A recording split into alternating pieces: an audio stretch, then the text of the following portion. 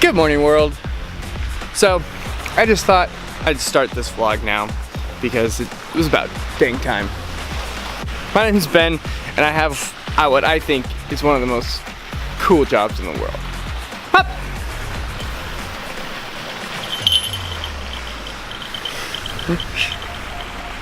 I'm a falconer, and this is my buddy Ed.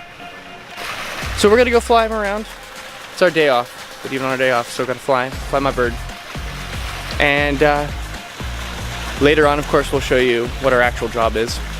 And welcome to the Stay Crabby family. All right, Ed, let's go fly. See you later, guys.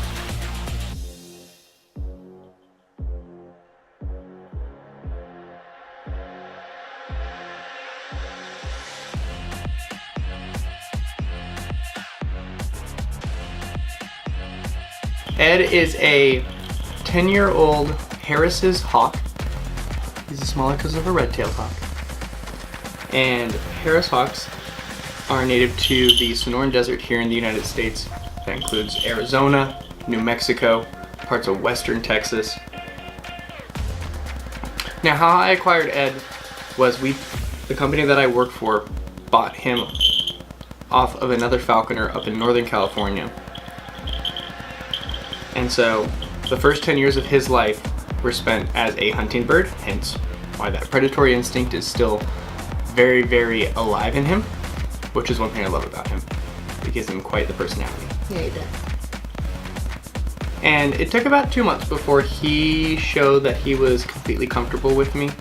He started then preening around me, taking baths around me. Came from Northern California.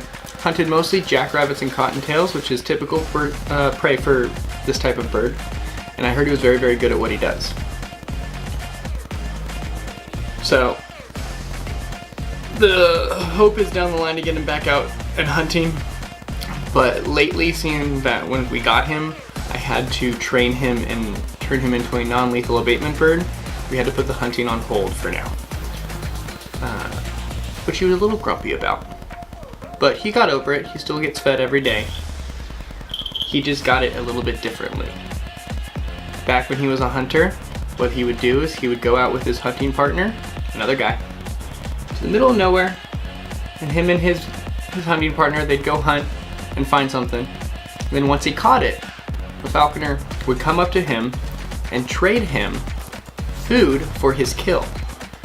And so then that food that he caught, whether it be a rabbit or a squirrel or whatever, could be used later for other meals, and the falconer had other food on hand to reward him for that. So that way then it's actually showing, he showed him that every time he does try to catch something, he's going to get rewarded with food.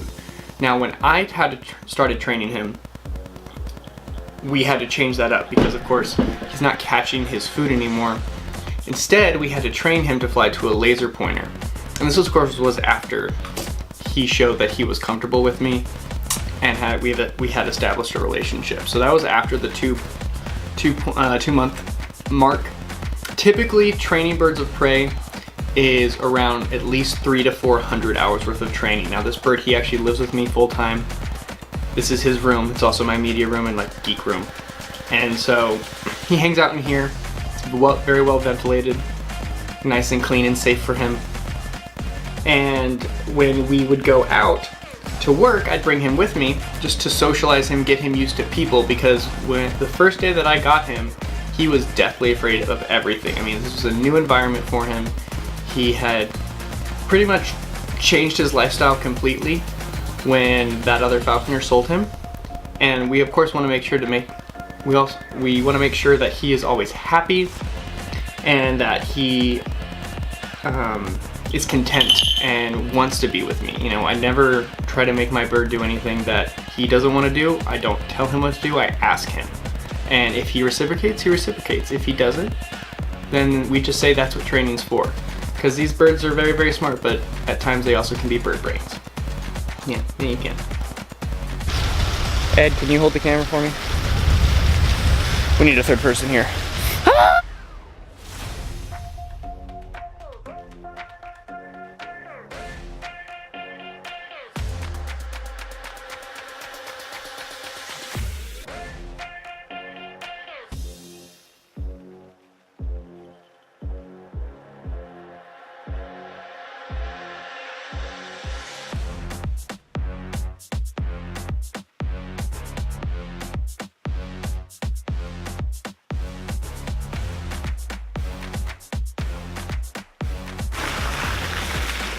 I don't know if you guys can see the ducks on camera behind me.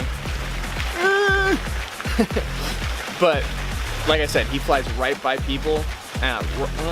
People he's working on. Like I said, he's a little shy around people. Doesn't trust people. But other animals, dogs, birds, as long as it's not something small and fluffy that he can catch himself, you're good. But dogs he's fine with, especially small dogs. People always are afraid, oh, you know, my bird's gonna eat my dog. Or, that's not your chair, Ed, what you doing, buddy? They're gonna eat my dog. My chihuahua. First of all, lighting. First of all, that's not a dog. But normally, I haven't heard of too many problems with people having problems with, you know, birds of prey attacking their dogs. As long as you stay close to your dog, you're 100 times bigger than any of those birds. And plus, small dogs have big attitudes. So, have you ever met a nice small dog? They always yap. Always. All right, Bubba. Up. Bye. Come on, Ed. Up. Oh, what a fake out. Rude. That's just rude. See, he's smart. He knows I don't have any food in the glove. Careful. Birds will train people if you're not careful. Animals will train people if you're not careful. Oh, he's so good though.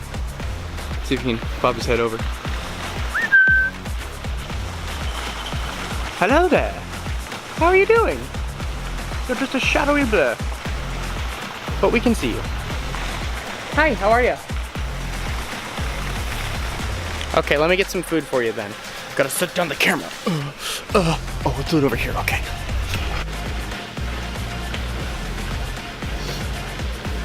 Up.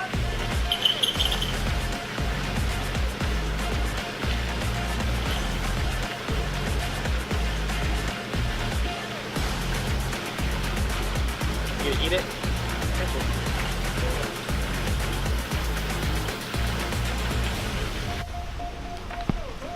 So if you haven't noticed, he's, like I said, he's a very, very smart and intellectual animal.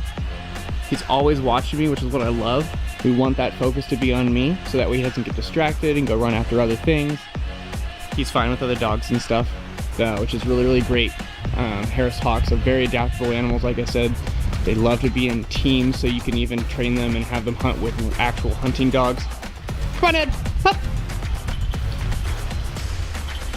And what we're doing here is we're just kind of playing a little follow the leader. I got some food in my glove, and he's just waiting for my command to actually have him call him back, and I'm just having him hop from chimney to chimney, which is great. I want him to go high. The higher it is, the scarier it is for those little birds when we go to work later. So even on our days off, still training is necessary, and he loves it. He's gonna get food from it. He's gonna get a fly around. He flies more than he actually would fly even in the wild. So he's got a very, very healthy diet. He eats quail every day. Good man. And you see it's sticking very, very close to me. So this is one of my favorite parts of being a falconer and having this experience is this is a wild bird. In theory, he could fly away at any moment as he ducks into a tree. Was not comfortable there. But he could fly away at any moment. He's kind of getting a little impatient, I can tell. But he can fly away at any moment if he really wanted to, but he decides not to because he has decided that it's better to just hang around with me because I will have food waiting for him. He's kind of using me, but I'm fine with it because that is the understanding of birds of prey. They're not actual pets, say like a dog. They're not bred for their loyalty or their affection towards people. They're still wild predatory animals that we have the honor of working with and building a relationship with. And so that's what I think is one of the most fulfilling things about being a falconer. Plus, but also you can do this. Up. Not a bad wingman. That's gonna be the end of the video. I hope you enjoyed. If you have any questions about Ed, about me, feel free to leave them in the comments.